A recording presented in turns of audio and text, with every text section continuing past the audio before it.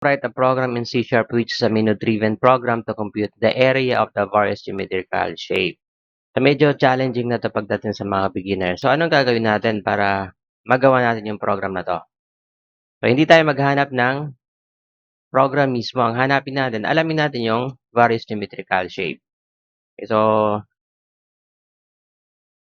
hanap tayo sa Google ng geometrical shape.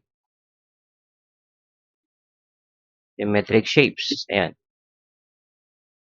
So, ito yung mga geometric shapes na nakuha natin. Yung square, circle, rectangle, triangle, polygons. Siguro pipili lang tayo dito mga ilan na gawin natin dun sa program. Okay? Halimbawa yung square, paano natin ma-compute yung area of the square? So, hanapin natin yung formula. Area of square formula. Yan. So, ito yung formula ng area of square. So, A equals to A squared, where A yung side ng square. Okay? So, i-note na lang natin dito, area of square. Ito yung kanyang formula. A equals to A squared. So, walang squared dito. Lagyan ko na lang ng A times A. Mamaya ipapaliwanag ko pa rin kung bakit A times A. Then, for example, yung circle, area of a circle.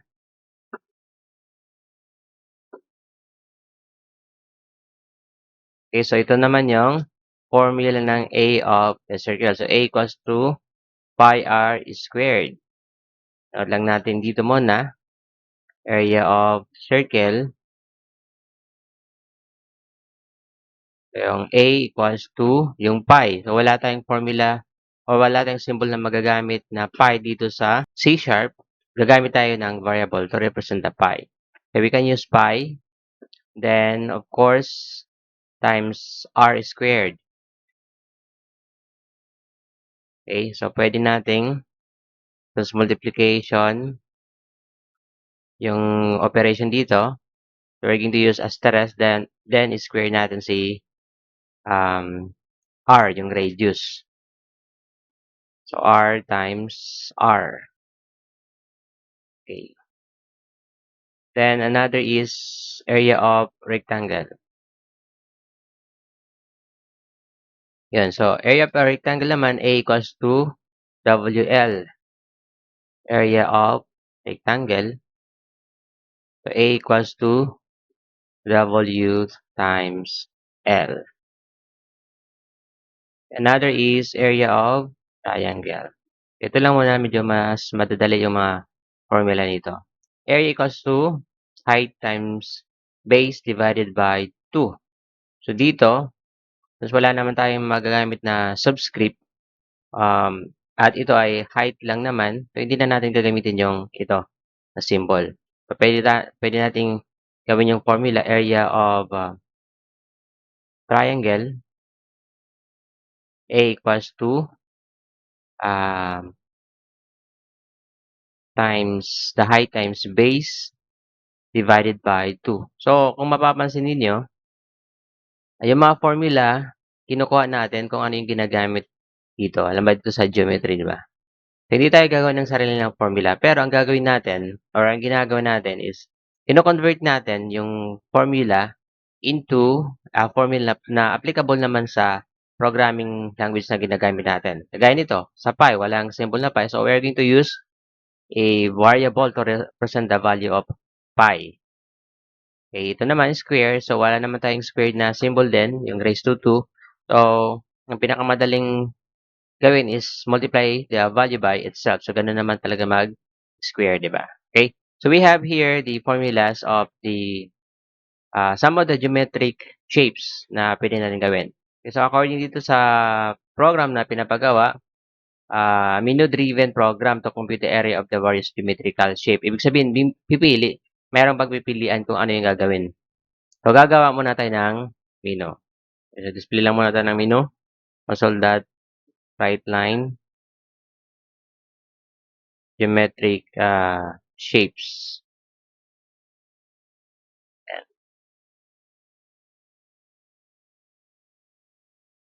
right line.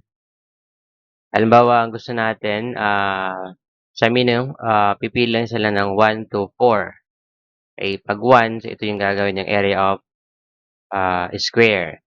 So, 1, compute area of square.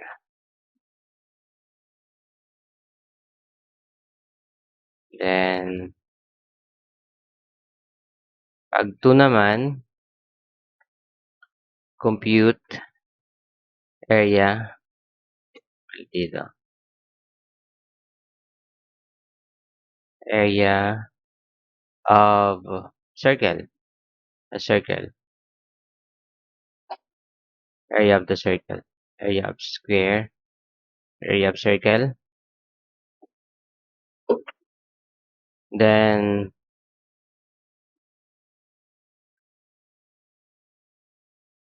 line. Pag 3 ang pinili, that is area of rectangle. Compute area of rectangle.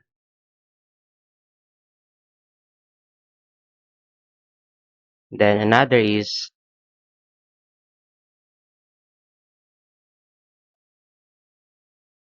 4, compute area of triangle. Mali ang spelling natin dito. Then mag-display lang tayo ng enter your choice. Choice. Okay. So dito ang gagamitin ko is right lang. Para inline yung cursor. So try ko muna i-run yung program na to. That read key. Yun, nakapag-display tayo ng menu, compute area of square. So, pag 2 naman, compute area of circle. Yan. So, we have our menu, then enter your choice. So, mag-enter kayo ng number para magawa yung computation. Depende sa pinili ng user. Okay, so we have to declare another variable and for the choice na lang. Choice. Dito natin siya ilalagay. Choice equals to convert that to N32 console that read line. Okay. So, since konti lang yung option natin dito, so we can use case statement. Pero pwede rin naman yung if-else. Pero dito ang gagamitin ko is yung case. Yung switch case. So, switch. Na yung switch natin, yung choice, yung value ng choice.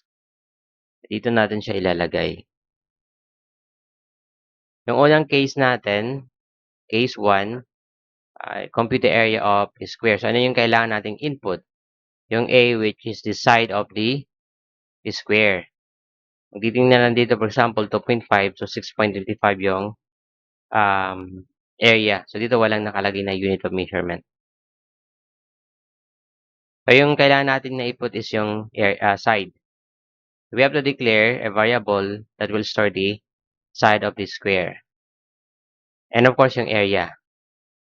So, we can declare double area and double A. This will store the side of the square. Let's display console that right, enter the side of the square. Okay, then A equals to, we're going to convert that to double console that read line. And yung formula natin, i-apply natin yung formula. Yung area equals to A times A. So, in-square lang natin dito yung value ng A. Then, display natin yung output, console that right line. The area of the square is, then yung argument, 0, and of course yung variable area.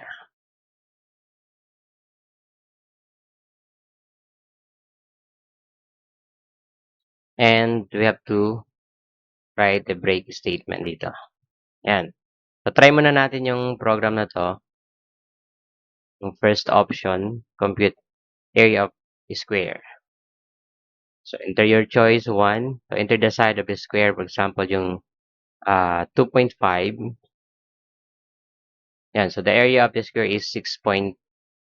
So, same dito sa ginawa kong example using the this online formula. Okay? Next naman is yung compute the area of a circle. Ito yung formula natin ng area of a circle. Case 2, yung kailangan nating inputs. Okay, yung pi is a constant, 3.1416. So, radius, ito yung kailangan nating input yung radius. So, we have to declare double, then the pi or pi na lang equals to 3.1416. And we have to set this as constant para hindi siya mabago throughout the program. Yan, const double. Para hindi lang magkaroon ng panibagong value yung value ng pi dito sa program natin. Constant na siya. Ang hingi nating value dito is yung radius. Another variable for the radius. Then, console.write. Enter. Try nga natin muna dito. Area of the circle.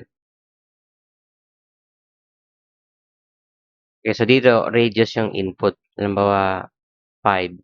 So, 78.54 yung output. So, enter the radius na lang. And we're going to store the radius. So, convert that to double console.readline. Then, apply natin yung formula. A area equals to the value of the pi multiplied by radius squared times radius. Okay, then, ito na lang yung gamitin ko. The area of the circle is then yung area. Okay, try natin. So, dito ang ginamit kong value ng radius is 5. So, let's try kung makakuha natin yung same output. Okay. Enter your choice, and 2. Enter radius, 5. So, we have the area of the circle is 78.54. So, tama dito sa online calculator ng geometric shape. Next naman yung the area of the rectangle. Ang formula niya is W times L. So, width times length. Okay? So, case 3. Nahihin natin yung width tsaka yung length. Console.write line or write. Enter width. And kailangan natin mag-declare ng variables dito para sa length tsaka width. Double width, double length. Width equals to convert that to double console.readline. Then another right, enter length.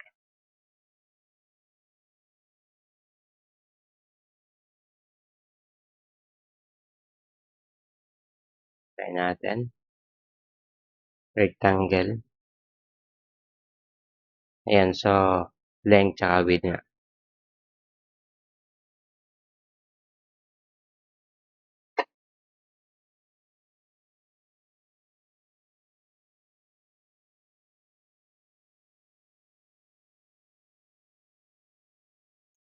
Okay. Then apply natin yung formula, area. The formula is area equals to W times L. Then display natin yung area.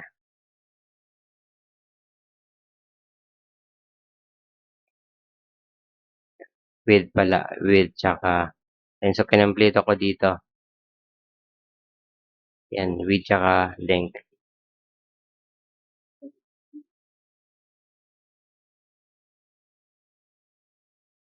Okay, the area of the rectangle area. And of course, meron tayong break statement dito. So, last, then try ulit natin yung program. Okay.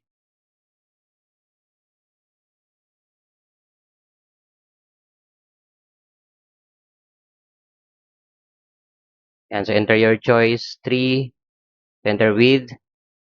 Try natin muna dito sa online. Yung length, for example, is 5. Then yung width naman is 10. So, we have 50. So, width is 10. Then yung length is 5. So, we have the area of the rectangle is 50. Okay, so tama pa rin yung output natin. Okay, so ang last na gagawin natin yung area of the triangle. So, ito yung formula na gagamitin natin. Siya nga pala yung ginamit kong area dito na variable yung buong word na area. Dito kasi puro mga A lang. Okay. So, case 4. Yan. So, anong mga kailangan natin? So, sa area ng triangle, kailangan natin yung base tsaka yung height. Ang inputs. Mag-display tayo dito ng console.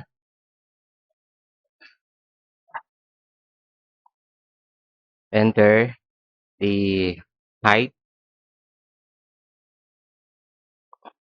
And of course, yung variables na gagamitin natin para sa height at saka yung base. Okay, so double height and double base. Okay. So yung base is hindi natin pwedeng gamitin because keyword siya ng C#. B na lang based on sa formula natin. And height equals to converted to double. Console the tree line.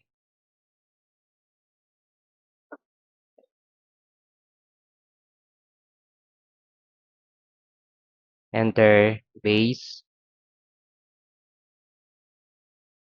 So B equals to, ito na yung gagamitin natin. And let's apply the formula, area equals to height times height times yung base. And include natin sa parentheses kasi mo-multiply muna natin siya, then divide natin by 2.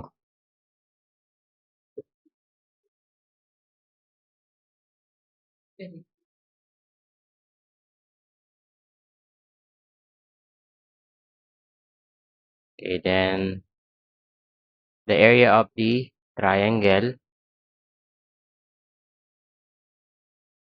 in area. And last dito siyang break statement. I-try muna natin dito sa online calculator. Base, for example, is 4. And height is 8. So we have 16. Sige nga, kung tama yung magiging output natin. Okay, so enter your choice. 4. Enter the height. And 4, then yung base is 8.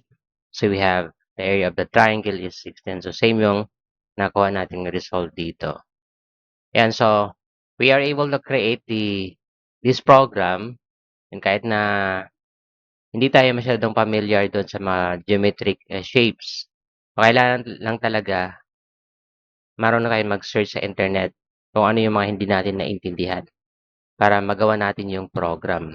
Kasi may mga instances talaga na yung mga activities na ibibigay na papagawa sa program is hindi tayo masyadong familiar o mga gumagamit ng formula. Anyway, lahat naman ng formula is available do'n sa internet at gagawan lang natin ng paraan para mai-apply natin dito sa ating program.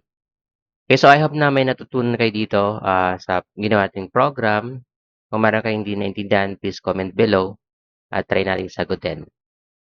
Okay, so next program is, write a feature program to check whether a triangle is equilateral, isosceles, or scalene. So dapat alamin natin kung ano yung equilateral, isosceles, at yung scalene na triangle. So search muna natin sa internet. Okay, so equilateral, meron din siyang formula na ginagamit. Yung nga lang dito, mayroon siyang square root, so wala pa tayong functions na na-discuss about square root. So, dito sa definition, an equilateral triangle is a triangle in which all three sides have the same length. So, lahat ng sides, okay, so we can name the sides na A, B, tsaka C. So, dapat pare-parehas yung kanilang sides, tatlong sides ng triangle. Yung isosceles naman, isosceles triangle, okay, so meron din siyang formula. Ito naman yung kanyang definition. Isosceles triangle is a triangle that has two sides of equal. So, dapat may magkaparehas silang sides dyan. A scalene triangle is a triangle in which all three sides have different lengths. So, dapat walang magkakapare-parehas doon sa kanila. Okay? So, gawin natin yung program. Unahin natin yung equilateral. So, dapat pare-parehas yung kanilang sides. So, since we are going to ask the user to enter the sides of the triangle, tatlong variables yung gagamitin natin. So, ngayon hindi muna tayo gagamit ng formula doon sa equilateral at saka doon sa isosceles. Sides na lang muna tayo titingin. So, double, A, B, C. Ito na yung kanyang mga sides. And we're going to ask the user to enter yung tatlong sides. Right. Enter side A, and A equals to convert to double.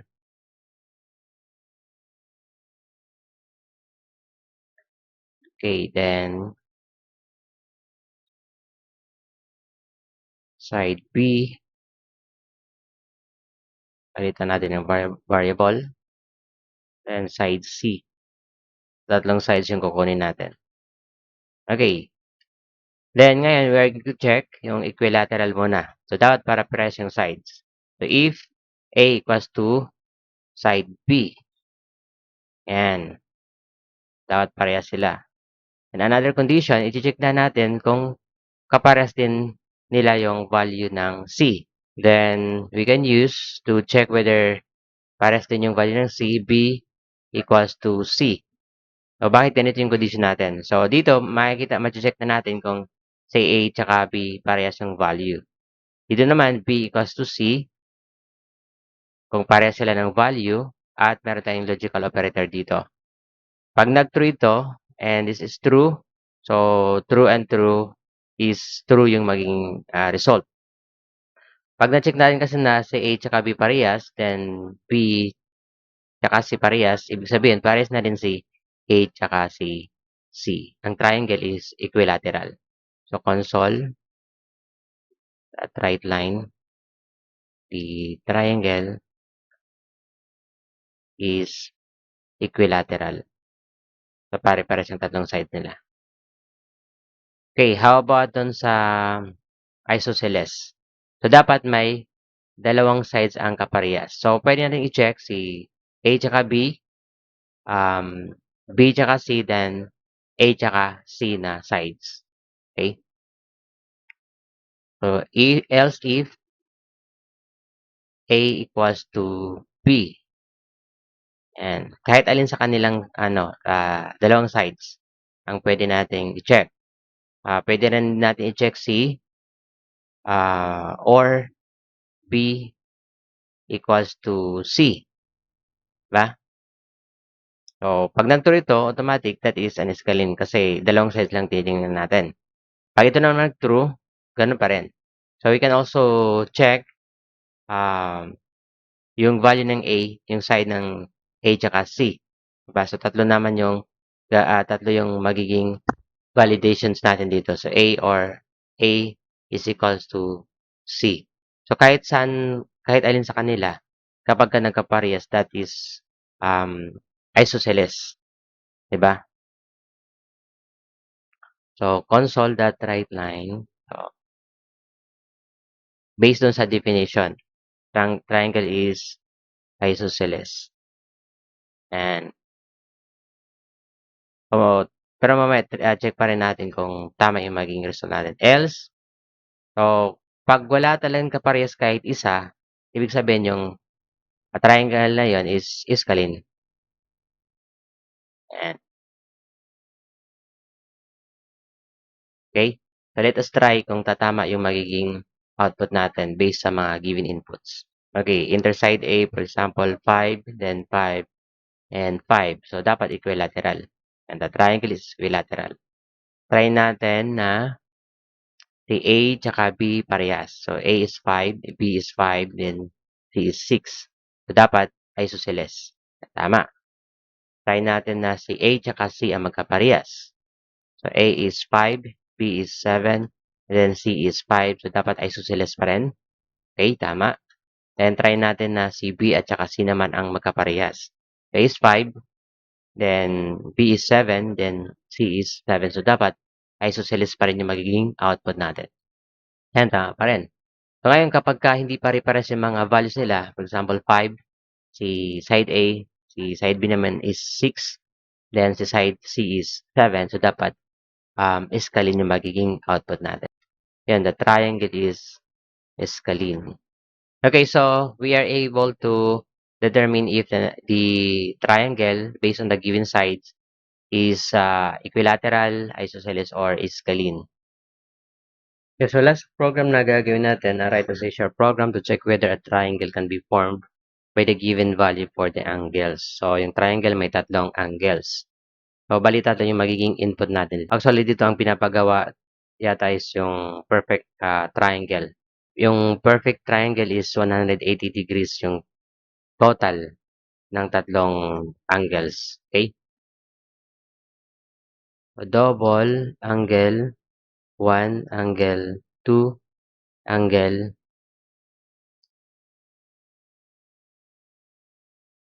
3. Then we're going to ask the user to enter the angles. Console.write. Enter angle 1.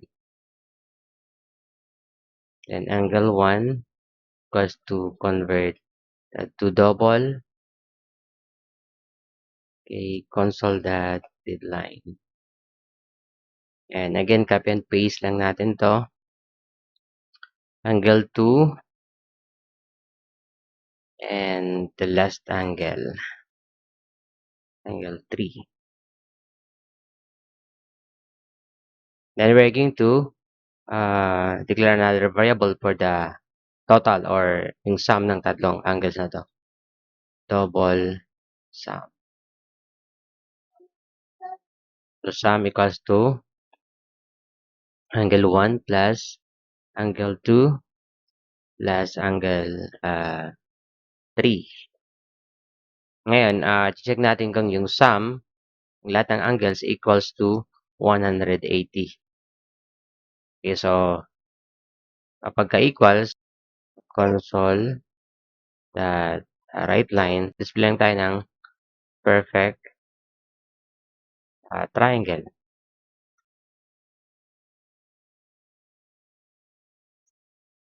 Pag hindi, so else tayo, else. So, hindi siya perfect. Not perfect triangle. So, ganun lang. Console.read key tayo dito sa dulo. Okay. Try natin yung program. So, try natin 50 degrees, then 50, then 80.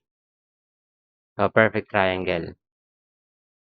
So, try natin, 45, then 45, then 90. The perfect triangle. For example, 50, then 100, then 40. So, not perfect triangle. Okay, so ganun lang kadali yung program na to. Okay, so I hope na may natutunan kayo sa mga programs na ginawa natin dito using the conditional statement. Kahit mga basic lang to, makakatulong to para ma-improve yung inyong analyzation, yung logic ninyo, then kung paano kayo maghanap ng solution para magawa nyo yung program. So sa mga hindi pa nakapag-subscribe dito sa aking YouTube channel, please click the subscribe button at like nyo rin yung video na to, then share nyo na rin para matulungan nyo kung lumaki ang YouTube channel ko.